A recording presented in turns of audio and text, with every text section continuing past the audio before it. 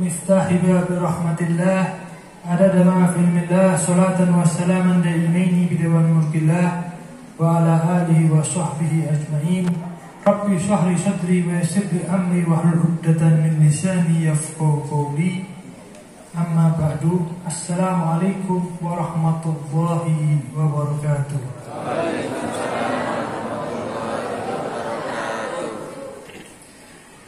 Alhamdulillah kita dipertemukan di waktu yang mulia ini, di kesempatan yang mulia ini, insya Allah mendapatkan cuncuran rahmat dari Allah Subhanahu wa Ta'ala. Amin Allahumma amin. Yang saya hormati Habib Syekh bin Mustafa Babun, wal Habib Fahmi bin Abdullah Asgar, wal Habib Nadif bin Abdullah Asgar, wa Ustaz Abdul Wahid, dan semua kiai dan para pecinta Nabi besar Muhammad SAW.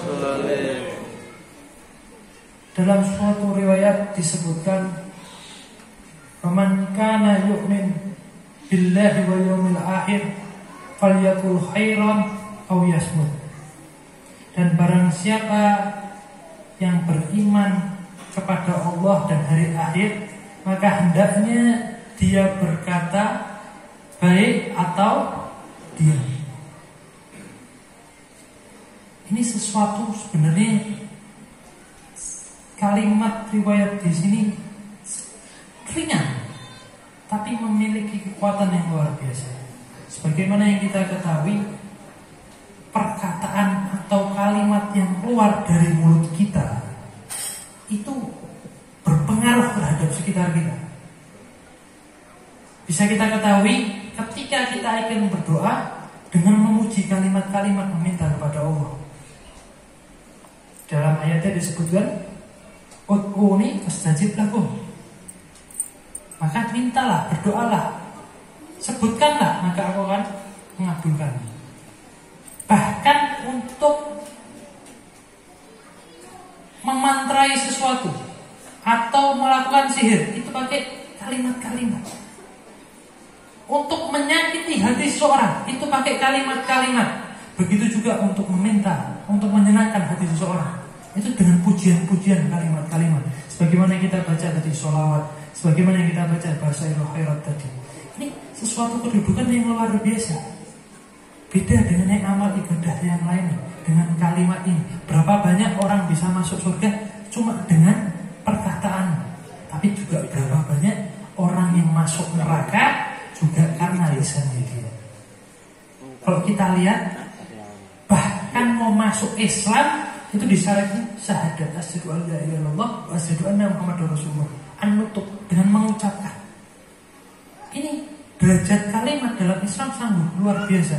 Bahkan wajib ketika kita sholat itu nutq, ketika baca Fatihah, rukunul qauli, at-tahiyat, takbiratul ihram, salam, itu semua harus dilafadzkan, harus dikalimatkan. Jadi permasalahan kalimat ini bukan sesuatu yang sepele, tapi memiliki bobot yang luar biasa.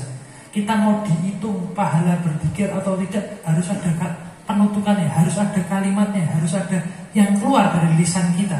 Beda kalau batin. Kalau batin tidak dianggap itu. Inilah kekuatan yang luar biasa masalah kalimat.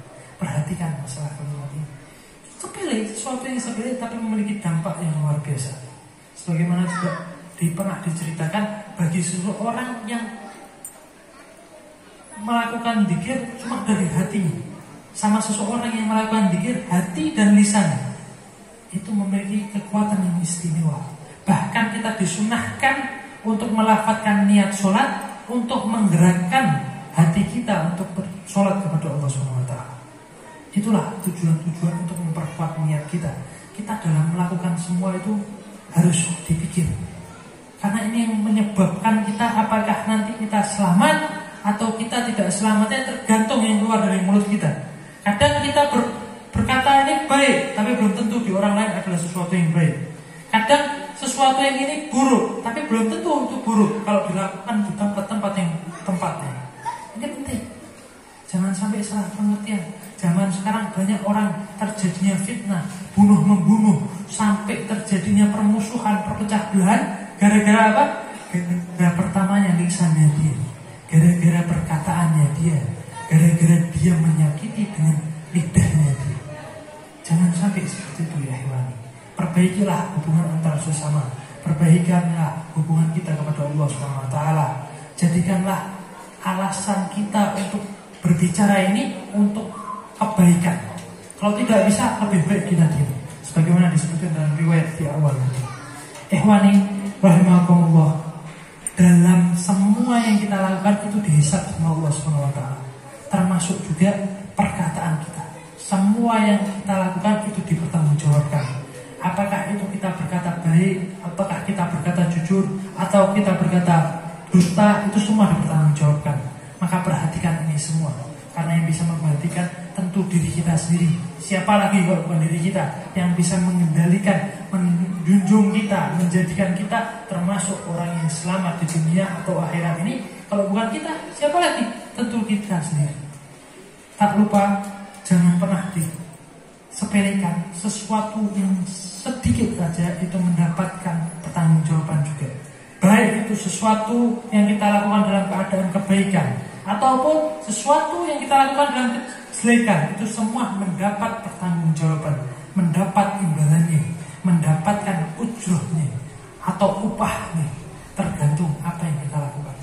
Jangan sampai sesuatu yang sedikit-sedikit kita lakukan menjadi beban berat nanti di akhirat kita. Tapi lakukanlah sedikit-sedikit menjadi keberuntungan kita. Dengan istiqomahnya kita melakukan amal ibadah kita dan menjauhi segala bentuk amal larangan yang dimurkai oleh Allah Subhanahu wa taala, sehingga tidak memberatkan kita nanti di hari kelak. Amin ya rabbal alamin. Ikhwani, insyaallah bisa dilanjutkan nanti sama Habib Syekh. Dari saya sekian, wabillahi taufiq wal hidayah. Wassalamualaikum warahmatullahi wabarakatuh. Assalamualaikum warahmatullahi wabarakatuh. Waalaikumsalam warahmatullahi wabarakatuh. Alhamdulillah, hamdan yafuku hamdal hamidin min ibadihi wa syukra syakirin, hamdan yuwafi ni'amahu wa yukafi'u mazidah. Allahumma salli wa sallim ala sayyidina wa maulana Muhammad, miftahi babi rahmatillah, adada ma fi ilmillah, salatan wa salaman daimaini bidawami mulkillah, wa ala alihi wa sahbihi wa man walah wa la hawla wa la quwwata illa billah. Ingkang sami kawula panjenengan mulyakaken ingkang tansah mugi dipun paring kemuliaan dening Allah dunya akhirat. Sedanten para habaib, mugi para kiai, para ulama, para alim, para sepuh, bini sepuh, aji sepuh lan sedanten ingkang rawuh, khususipun panjenenganipun Habib Fahmi bin Abdullah Segaf, Habib Nadir bin Abdullah Segaf, Habib Muhammad bin Husin Habsyi, panjenenganipun Bapak Kiai Haji Abdul Aziz, lan khususipun panjenenganipun sahibul majlis, panjenenganipun Al-Ustaz Abdul Wahid, sedanten para jajaran kepengurusan Al-Fatah dan kepengurusan Nahdlatul Ulama ranting pundi niki Sidoarjo, lan sedanten para bolo-bolo Banser, bolo-bolo pencak silat, lan sedanten ingkang nderek sengkuyung terselenggaranya acara sore menika ingkang istiqomah, alhamdulillah. Mugi-mugi dengan istiqomah yang kawula panjenengan lampahi menika estu akan membawa kemuliaan saking Gusti Allah Subhanahu wa taala. Amin. Lantan dawuhipun al-istiqamatu afdal min alfi karamah. Wong kok njaga istiqomah niku luwih becik, luwih afdal daripada memiliki mendapatkan 1000 kekeramatan. Alhamdulillah. Allah panjenengan Jumat pon ngeten iki terus istiqomah maca sholawat Jibril, maca basyairul khairat, taklim datang para kiai, para habaib, para ustaz. Istiqomah menika pilih kawula panjenengan estu jagi, insyaallah akan mengangkat derajat kawula panjenengan. Allahumma Amin. Allahumma amin ya rabbal alamin insyaallah. Niki walaupun mau dalu niku wonten acara nggih mriki Ustaz nggih. Nggih panjenengan nggih rawuh. Nggih. Alhamdulillah. Luar biasa. Apalagi ingkang rawuh mau dalu niku Mbah Yai Thayyibur. Niku piyantun saleh murid daripada Abuya Sayyid Muhammad bin Alwi Al-Maliki. Yang beliau niku langganan mimpi Kanjeng Rasul Muhammad sallallahu alaihi wasallam. Nggih, niki salah satu ulama Nusantara yang membanggakan. Para rawuh yang dipun rahmati Allah, mugi-mugi sedanten angsal keberkahanipun. Amin. Niki mugi-mugi sing lanang niki sing jaler-jaler estu dados piyantun ingkang tambah soleh. Amin. Ingkang setri ibu-ibu pikantuk kesolehan saking Gusti Allah Subhanahu wa taala. Allahumma amin. Ibu-ibu niki lek solehah niku wonten tandhanipun. Napa tandhanipun piyantun setri menika dicap sebagai orang yang solihah? Dawuhipun Al-Imam Ahmad bin Harb, beliau pun dawuhaken idza wujidat hadhil awsaf, ketika didapati beberapa sifat ini, kamula solahul mar'ati, maka akan sempurna dari kebaikan seorang wanita. Bu, lek anak wong wadon tiyang setri kok duwe sifat-sifat niki niku sampun mesti cape solihah. Allahumma amin. Lho napa niku cape kok dadi sing solihah niku kados pripun? Memang syaratnya bagaimana? Dipendakwahaken yang pertama muhafadzatuha lis-shalawatil khams. Tatkalane wong wadon piyantun setri niku saged njaga salate sing 5. Niku estu kiyambakipun sampun lulus satu tingkatan untuk disebut sebagai wanita ingkang salihah. Jadi bapak-bapak para suami lek duwe bojo kok ngene berarti bojone niku salihah. Alhamdulillah. Alhamdulillah. Loh, kenapa kok model ngoten niku? Karena memang pada dasarnya tiang setri niku kathah korupsi salat. Nggih, kula pun natos niki matur teng panjenengan mbok menawa niki lali tak ilingne maneh. Lek wong lanang niku lak mboten halangane. Kok gak salat wis gonggon. Nah, wong iki wong sing tariku salat, wong sing ninggalin apa?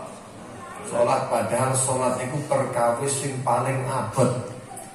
Salat niku perkawis sing pertama kali bakal dipun tangketi dening Gusti Allah. Pertama kali yang dihisab, yang dihitung, yang dipertanggungjawabkan benjang terdino kiamat bukan masalah apapun.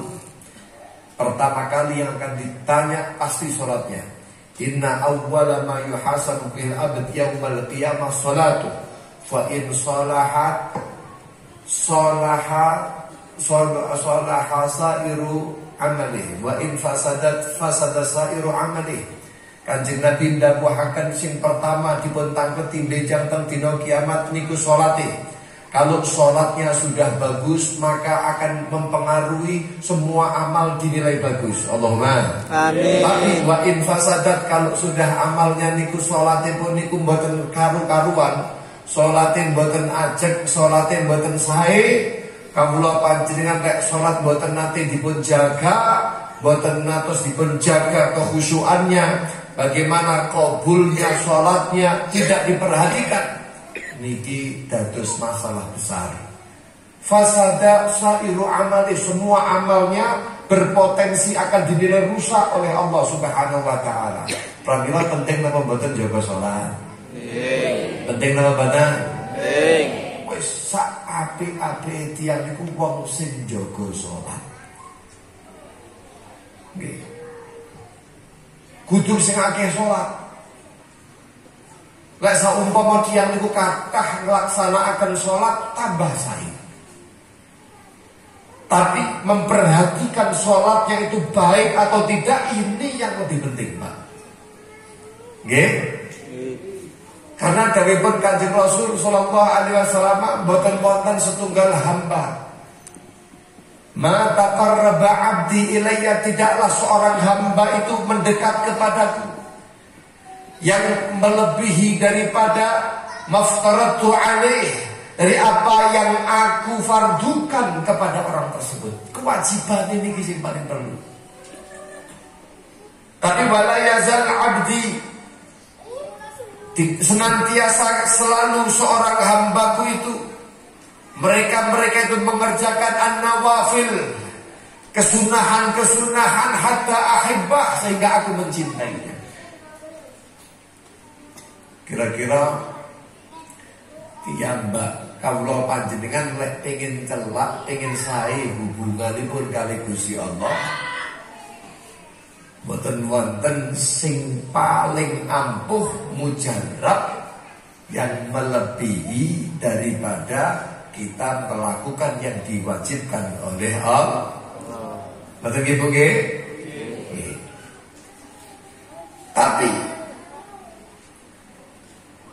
ada seorang hamba-hamba Allah yang mereka itu melakukan kesunahan yang dengan kesunahan itu sing boten wajib tapi dilampahi, sehingga perlakuan seorang hamba itu membawa cintanipun Gusti Allah. Kalau kayak contoh ya kan, panjenengan niku kula bayar kagem bangun griya. Pak, sampai tolong bangunaken niki jam berangkatnya jam 7, selesai jam 4. Gak boleh telat. Waktunya ini sampai bulan ini. Gajinya sampean sehari sekian. Panjenengan tidak boleh malas-malasan. Panjenengan kudu giat, jam istirahatnya jam sekian sampai jam sekian. Ini kewajiban panjenengan. Engko lek ndelok sampean mengerjakan pembangunan menika kudu ngeten iki kewajiban. Tatkala kawula panjenengan dados Pak Tukang, terus mengerjakan kewajiban yang telah digariskan oleh pemilik rumah atau yang menggajinya dia, maka orang itu akan mendapatkan gaji dengan sempurna, lega. Dia akan mendapatkan balasannya. Tapi nek saumpama ana kesalahan, rodok telat titik. Saumpama rodok telat apa?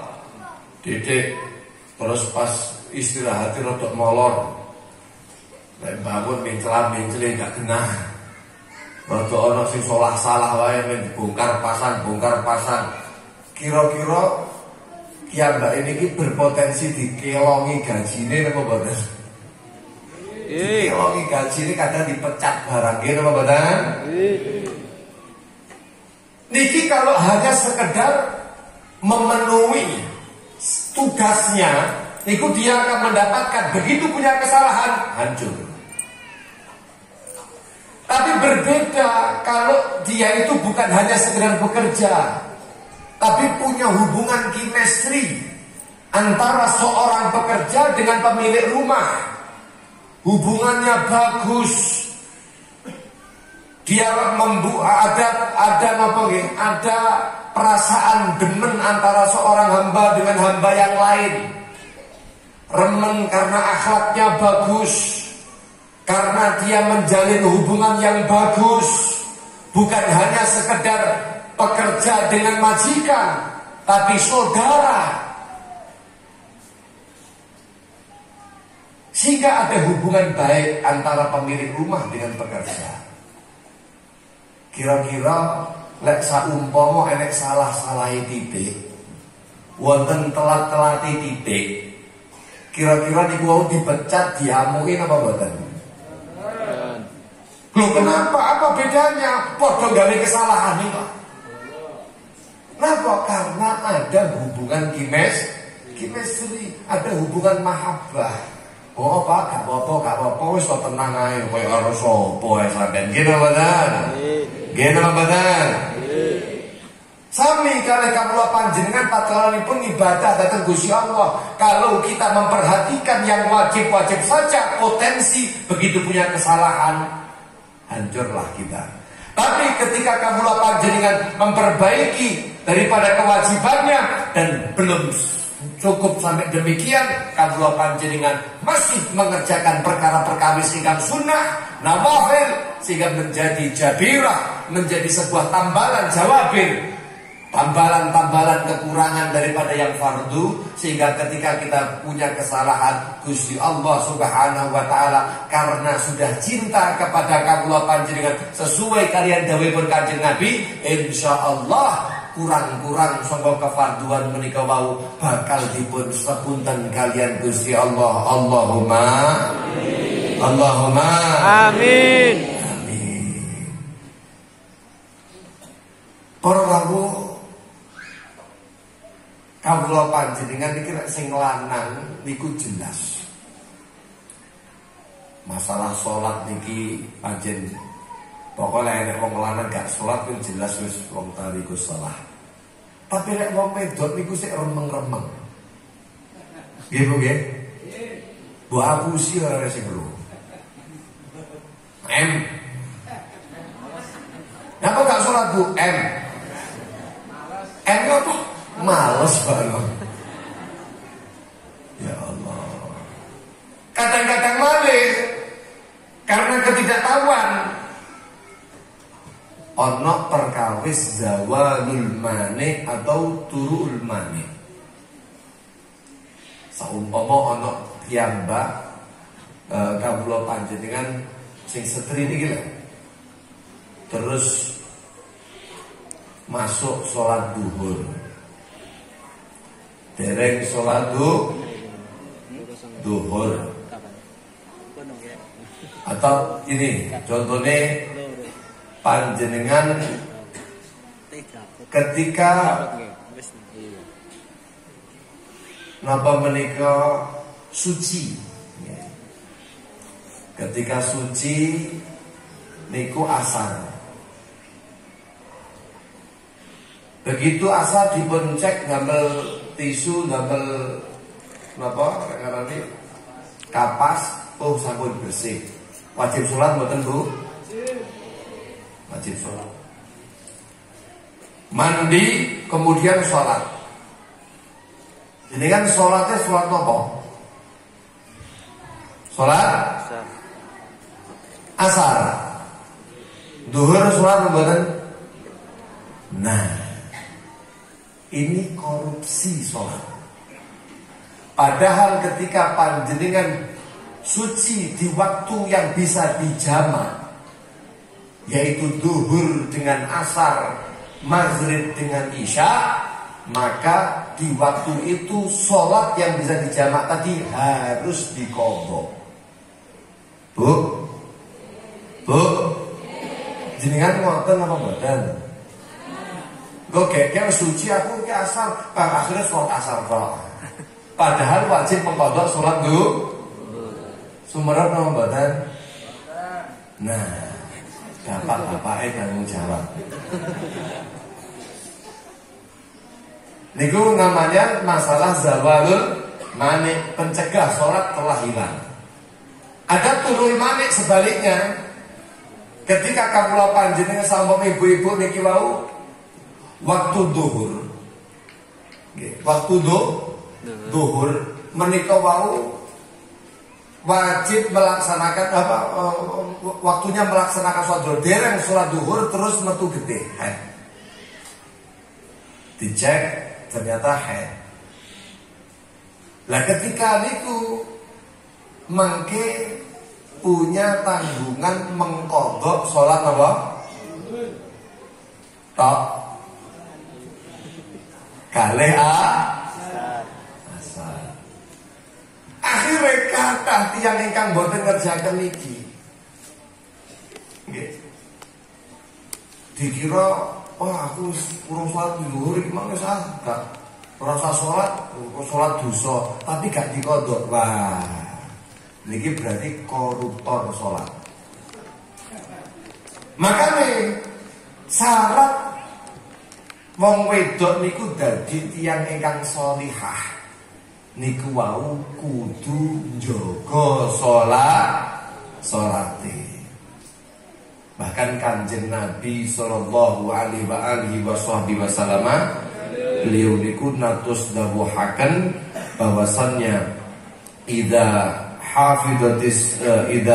shallatil mar'atu khamsaha, ketika seorang wanita menika mengerjakan sholat 5 waktunya, wa shamat syahraha, dan kemudian berpuasa pada bulan Ramadannya, wa hafizat farjaha, kemudian dia menjaga farjinya atau kemaluannya, kehormatannya, wa ata'at zaujaha, lalu perempuan itu taat kepada suaminya, maka qilalaha, akan dikatakan kepada perempuan yang demikian ini, udkhulil jannata min ayyi babin syi'ti. Diriwayatkan oleh Imam Ahmad. Niki bakal dikatakan kepada perempuan yang melakukan 4 hal, 4 langkah menika mlebu surga, ko pintu sing pundi sampean karepi, silahkan. Alhamdulillah. Makane wong lanang niku gak ono janjine model ngeten iki, Pak. Sakjane wong wedok niku, Bu, sangka surga niku paling cedhek. Dawuhipun Al-Imam Al-Habib Muhammad bin Abdullah Al-Haddad, sebenarnya wanita itu sangat dekat kepada surga, hanya 4 langkah sampai mlebu surga sakarepe milih. Pintu mana saja. Apa langkah yang pertama? Hafizat napa menika? Salatil khamsah, salat khamsah. Salat 5 waktunya dijogo. Sing nomor kalih napa? Shamat syahroha, poso. Sing nomor 3, hafizat farjaha, menjaga kemaluannya atau harga dirinya atau apa, kehormatannya. Sing keempat, langkah yang keempat menika ata'at zaujah, kok manut karo bojo lanange. Niku wau dikatakan sakarepe sampean mlebu surga sing pundi mawon. Alhamdulillah. Para tamu yang diberahmati dening Allah Subhanahu wa taala. Dari hadis niku wau sampun mencakup sebenarnya. Dari 5 perkara, dari beberapa perkara yang dikatakan sifat-sifat ini kalau ada pada perempuan menikah pasti dikatakan sebagai sholihah. Yang pertama wau adalah ketika menjaga sholatnya, dan yang kedua adalah ketika ta'atuha li zaujiha, taatnya perempuan kepada suaminya. Bahkan Sayyidina Umar bin Khattab dikatakan dalam satu riwayat mauquf kepada Sayyidina Umar. Sebagian pendapat ulama lagi niki boten mauquf, tapi sampai kepada marfu kepada Kanjeng Nabi sallallahu alaihi wasallam. Kok saumpama dawuhipun Sayyidina Umar, kula niki laula iddi'aul ghaib la syahidtu ala 5 nafar annahum min ahlil jannah. Kalau seandainya aku tidak takut dianggap sebagai orang yang dapat menerawang yang gaib, sesuatu yang belum terjadi, yang tidak kelihatan, tapi aku bisa menebaknya, nah aku gak